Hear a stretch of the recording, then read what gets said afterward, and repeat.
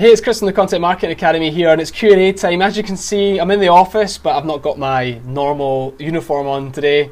It's non-uniform day, but it being a Sunday. I've come into the office for a couple of hours, and I just thought I'd take some downtime to answer a few questions. I've got two questions for today's video, and they're both linked to each other. The first question is, how long should a blog article be? And there's a lot of things, well, there's a few key things I want to cover in that. And the second question, which is linked, is, it was asked of me, it was, Chris, my articles seem to be quite short. How can I make them longer? And I think underpinning that was like, how can I make them longer without it being needlessly longer? So I'm going to go on to answer the first question and then the second question. So the first question is, how long should a blog article be?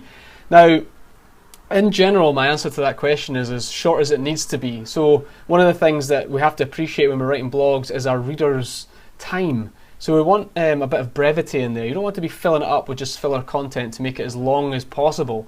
But we also have to consider Google as well. And Google is something like 300 words on a page is considered to be a decent piece of content for Google. So we want to make sure it's over 300 words as well, so we can get found in search, which is really important as far as content marketing and blogging for business is concerned. So at a very basic level, let's keep it as short as it needs to be for our readers, but also let's make sure it's more than 300 words for Google.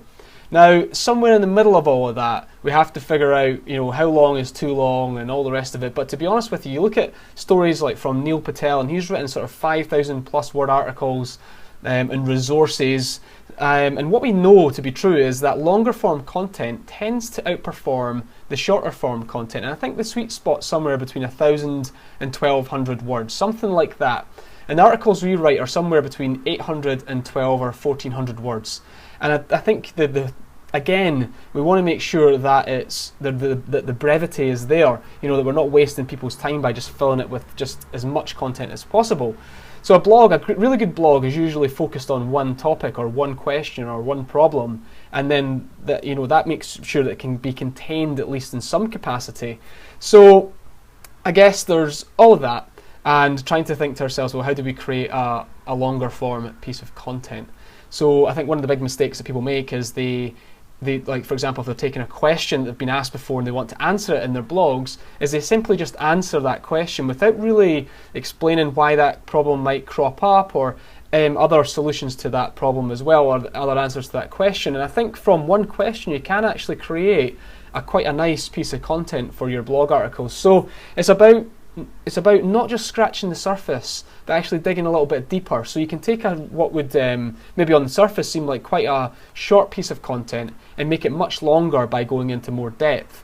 So I think that's what we try to do. We try to keep our content quite long, but not any longer than it needs to be. So I'm going to give you an example. We published an article recently for one of our clients, is how to choose a removals company. Okay, so I think you could potentially keep that quite short and just sort of say, if you're planning on moving, these are the things you need to look out for, and sort of like put a bullet list and maybe a small conclusion. You could make it quite short. But what we did was we said, here is how to choose a removals company. Here are 8 questions that you need to ask yourself when hiring a removals company. And there's quite a nice sort of like opening section in there, just to explain like why you should ask these questions. And then we go to publish, then we go to sort of list each of the questions, but not just 1, 2, 3, 4, 5, 6, 7, 8. We then take the time to sort of explain why you would want to ask this question. So number 1 is, can I find the removals company online? Why you should look for a website, why it's important that they've got a website, etc. And then how to see that they're trustworthy and all the rest of it. So my point is that you could take quite a short answer, but actually go really deep into it and really make this sort of like really valuable, useful and helpful piece of content. And that comes back to my first point, how long should a blog article be?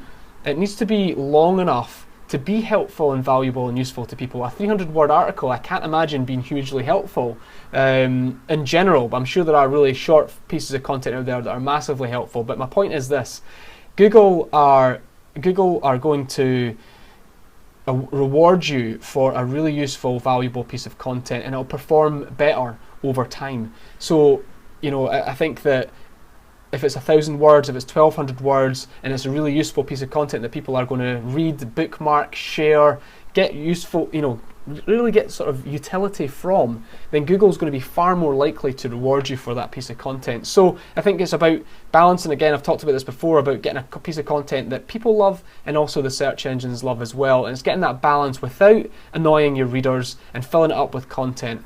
And I guess there's another piece of information that's worthwhile sharing as well, is that there's no point in putting the answer to a question, to the solution to a problem, right at the bottom of an article to force people to read it as well. I think it needs to be written in a way that really adds value to the reader. I think that is the number one goal, isn't it? So I hope that helps you.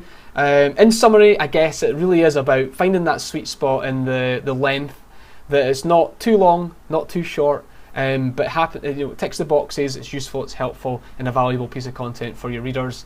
If you've got any other questions about anything to do with blogging or content marketing, please tweet me at chrismar101 or email me chris@learningeveryday. I hope you've had a great weekend, and don't forget to be awesome.